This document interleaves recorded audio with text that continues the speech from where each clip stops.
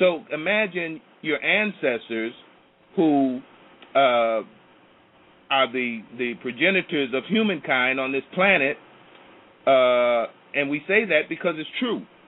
We may not realize that, and as I said, they may be only one generation removed, an ancestor, but our ancestry stretches back to the beginning of time.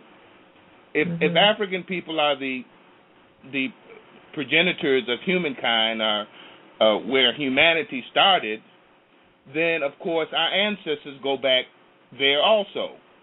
If that is the case, then these great people who had the first civilizations, the first societies on the planet, were just forgotten about because of a new innovation, a new fad came along. Oh, you don't. It's superstitious. It's witchcraft. It's backward to celebrate your ancestors or to light a candle for them or to call their names or to this, that, and the other. Oh, that only ignorant people do that. This fad came in, and so we forgot our ancestors. And then you think they might be a little disturbed about that, a little peeved with us about that? We think so. So it's important on that regard that we give them the respect that they're due as the progenitors of humanity on this planet. At the same time, when we call our ancestors, we call those names of those ancestors we know, and those who have done it can testify to this. You may feel a cool breeze on the back of your neck. Your hair may stand up on the back of your neck. You may get goosebumps when you start calling some of those names.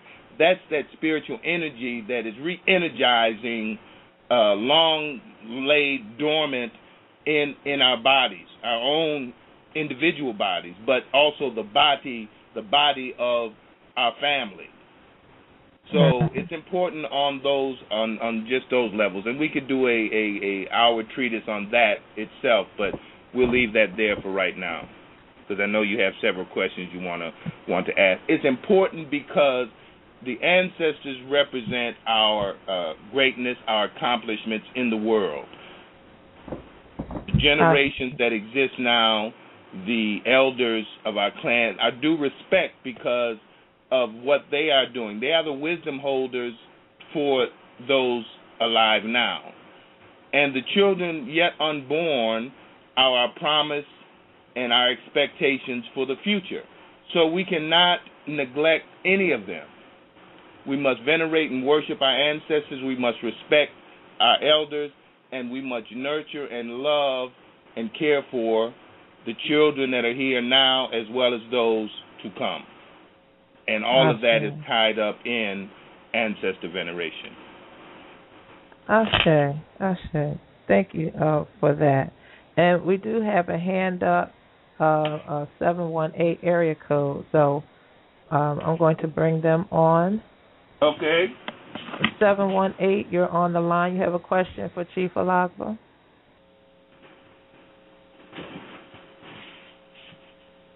Hello? 718. Uh-oh. Okay, they probably just accidentally have their hand up. So we'll go on to the next question, and then we're going to go to a quick break, and I'm going to change my phone lines. Are you able to hear me right now, sir? I can, yeah. Mm-hmm. Okay. All right. So would you be able to talk about the importance of the 9 souls? I can, briefly. I can. We don't want to get too in depth on that, but let's let it suffice to say that each individual is a multi-layered and a multi-dimensional being. They exist on several levels at the same time. You know, they say this. First they said it was 3 dimensions and then 4 dimensions, and now it's supposed to be something like however many dimensions. I won't throw a number out there because I'm not sure what it is, but it's supposed to be so many different dimensions. But people exist on several levels or dimensions at the same time. You have a racial soul, you have an ethnic soul, you have a gender soul, you have an astral soul, you have a personal soul, and others. And on each of those various levels, you interact with those people who have a similar or a like soul. You're talking about soulmates. When people talk about soulmates, so people who are born in the various signs, Aquarius or Pisces or Aries or Capricorn or Sagittarius, so forth and so on, they have similar likes, dislikes, proclivities, attributes, skills, so forth and so on. That is not to say they are the same type person, because then you have your Orisha soul or your cosmic soul. So that would be affected. So you might have an Aquarius born the same day as another Aquarian, but at the same time, one is Ogun and one is Obatala. They will be very meaning their cosmic or Orisha soul is different. Yeah. So they would react to the world differently, even though they have the same astral soul.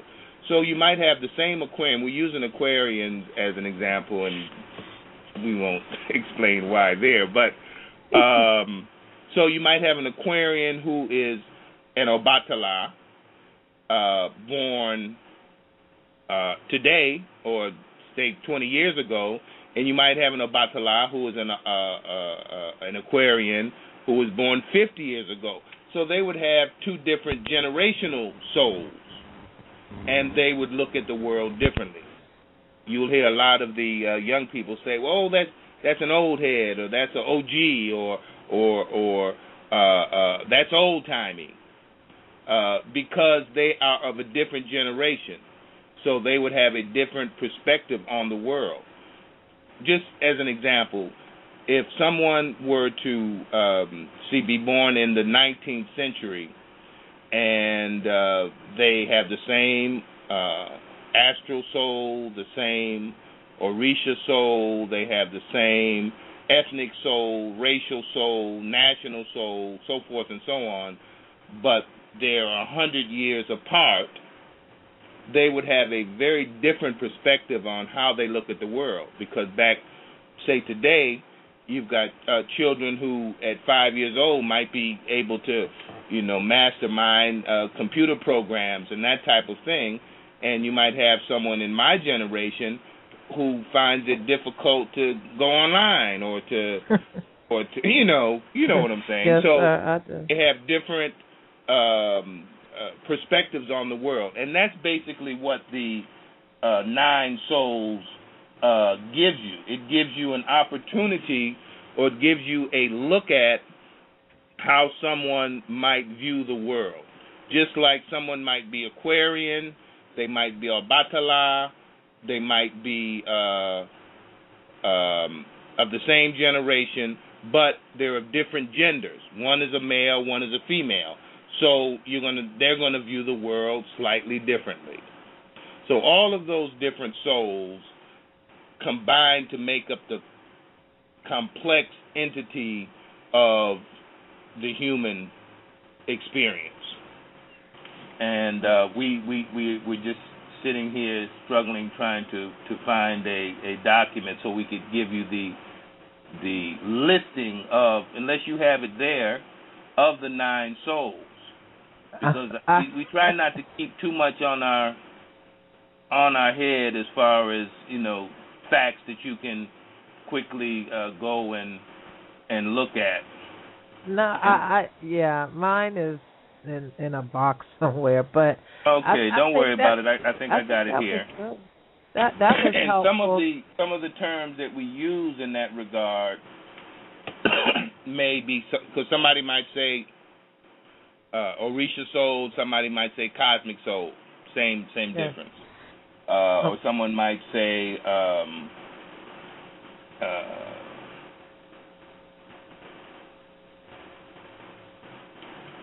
generational soul, and someone might say age soul. Mm-hmm. Okay, so very quickly, you've got the universal soul. How do you relate to the universe? The planets, the astral world, sun, moon, heaven, so forth and so on. So you have a universal soul. You're part of this universe, this planetary system that we live in. Where you have the sun, the planets, the moon, so forth and so on. Then you have the human soul. We are all humans. I mean, and there are those who would argue that animals don't have souls, but, you know, we won't get into that. But you have a human soul. You are Homo sapien. You are a human. You part of the human experience, the human world. You have the gender soul. Male or female? Are you female? Are you male? How do you relate to the world from that perspective? Very differently in some cases, particularly in society like America, where women were considered second-class citizens, and in the Christian ethos that a woman was created out of the rib of a man. Of course, our tradition tells us that women are divine creatures just like men are, divine beings. Excuse the word creature. Divine beings just like men. So we don't necessarily have that problem. Then you have the racial soul, where you first appeared on the planet. So we have an African, generally, specifically Yoruba soul. That would get into the ethnicity, so we don't want to jump ahead there. Were you born in Europe? Were you born in Africa? Were you born in Asia? Were you born wherever? I mean, of course, there are those who know and who purport to say, well, all of humanity started in Africa, so you'll see I saw a program a few months ago, maybe a few years by now. Time speeds up when you get older, for those who don't know that yet. My mother told me that when I was a little boy, and we had a long discussion about it. In fact, I relayed that story when we brought the Egungun out yesterday, that children sometimes speak out of ignorance, and the elders will then tell them, well, you stay right there, you know better by and by. So as I got older, then I knew what she was talking about, that time speeds up the older you get.